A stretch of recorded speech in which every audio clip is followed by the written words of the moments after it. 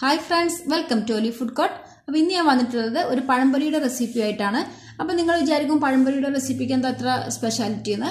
അപ്പോൾ നമ്മുടെ തട്ടുകടയിൽ നിന്നും അതുപോലെ ചായക്കടയിൽ നിന്നൊക്കെ കിട്ടുന്ന അതേ ടേസ്റ്റോട് കൂടിയിട്ടുള്ള നല്ല സോഫ്റ്റ് ആയിട്ടുള്ള പഴംപൊരിയാണ് ഞാൻ ഇന്ന് ഇവിടെ ഉണ്ടാക്കുന്നത്. അപ്പോൾ ഞാൻ ഇതിലൊരു സ്പെഷ്യൽ ഇൻഗ്രീഡിയൻറ്റ് ചേർക്കുന്നുണ്ട്. അതാണ് ഈ ഒരു ബനാന ഫ്രൈയുടെ ഒരു സ്പെഷ്യാലിറ്റി എന്ന് പറയുന്നത്. അപ്പോൾ അതിന് വേണ്ടിയിട്ട് ഞാനിവിടെ 3 പഴം എടുത്തിട്ടുണ്ട്. അത്യാവശ്യം പഴുത്തിട്ടുള്ള പഴമാണ്. ഇത് ഞാൻ നീളത്തിൽ കട്ട് ചെയ്തെടുക്കുകയാണ്. അപ്പോൾ നിങ്ങളിത് വലിയ പഴമാണെന്നുണ്ടെങ്കിൽ രണ്ടെണ്ണമായിട്ട് കട്ട് ചെയ്യുക കേട്ടോ. ഈ ഒരു തിക്നെസ്സിലാണ് ഞാൻ കട്ട് ചെയ്തെടുത്തിട്ടുള്ളത്. ഇങ്ങനെ 3 കട്ട് ചെയ്തെടുത്തിട്ടുണ്ട്. ഇനി നമുക്ക് ഇതിലേക്കുള്ള ബാറ്റർ റെഡിയാക്കണം. അതിന് വേണ്ടിയിട്ട് 1 കപ്പ് മൈദ എടുത്തിട്ടുണ്ട്. അതിലേക്ക് 1/2 കപ്പ് കടലപ്പൊടിയും കൂടെ ആഡ് ചെയ്ത് കൊടുത്തിട്ടുണ്ട്. ഇനി ഇതിലേക്ക് 1/4 ടീസ്പൂൺ ഉപ്പ് ചേർത്ത് കൊടുക്കുന്നുണ്ട്. ഇനി ഇതിലേക്ക് 4 ടേബിൾ സ്പൂൺ പഞ്ചസാരയും കൂടി ആഡ് ചെയ്ത് കൊടുക്കുകയാണ്. ഒരു 1/2 ടീസ്പൂണോളം ബേക്കിംഗ് സോഡയും കൂടി ആഡ് ചെയ്ത് കൊടുക്കുന്നുണ്ട്. ഇത് മാത്രം മിക്സ് ചെയ്ത് നല്ലവണ്ണം മിക്സ് ചെയ്തെടുക്കുക.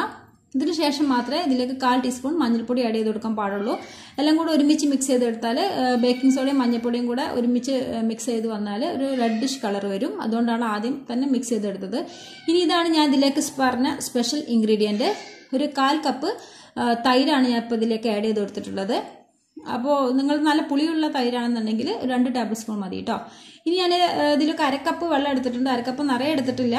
1/4 കപ്പിൽ കുറച്ചും കൂടെ മുകളിലായിട്ട്. അപ്പോൾ ഇത് നമുക്ക് കുറേശ്ശെ ഇതിലേക്ക് ചേർത്ത് ആഡ് ചെയ്ത് മിക്സ് ചെയ്തെടുക്കാം.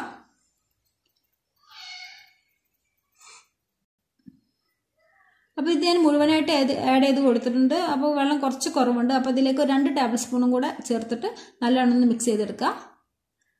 അപ്പോൾ ഈ ഒരു കൺസിസ്റ്റൻസിയിൽ നമുക്ക് ഇത് കിട്ടിയിട്ടുണ്ട്. ഇനി നല്ലവണ്ണം ചൂടായ എണ്ണയിലേക്ക് നമ്മുടെ ഓരോ പഴം എടുത്തിട്ട് മാവിൽ മുക്കിയിട്ട് ഇതുപോലെ ഫ്രൈ ചെയ്തെടുക്കുക.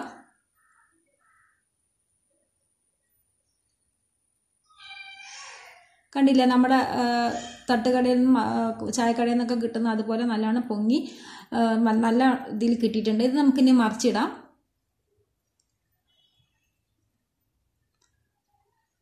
ഇതൊന്ന് നല്ലൊരു ഗോൾഡൻ കളറാകുന്ന സമയത്ത് നമുക്കിത് എണ്ണയിൽ നിന്ന് കോരാം. അപ്പോൾ ഇതാ നമ്മുടെ ടേസ്റ്റോട് കൂടിയിട്ടുള്ള നമ്മുടെ ചായക്കടയിൽ നിന്നൊക്കെ കിട്ടുന്ന പഴംപൊരി ഇവിടെ റെഡി ആയിട്ടുണ്ട്. അപ്പോൾ എല്ലാവരും ഒന്ന് ട്രൈ ചെയ്ത് നോക്കുക കേട്ടോ. എന്നിട്ട് നിങ്ങൾക്ക് ഈ വീഡിയോ ഇഷ്ടപ്പെട്ടിട്ടുണ്ടെങ്കിൽ ലൈക്ക് ചെയ്യുക. ഈ വീഡിയോ മറ്റുള്ളവർ കാണണമെന്ന് ആഗ്രഹിക്കുന്നുണ്ടെങ്കിൽ ഷെയർ ചെയ്ത് കൊടുക്കാനും മറക്കരുത്. അപ്പോൾ അടുത്ത റെസിപ്പിയായി വരുന്നവരെ എല്ലാവർക്കും നമസ്കാരം. Thank you.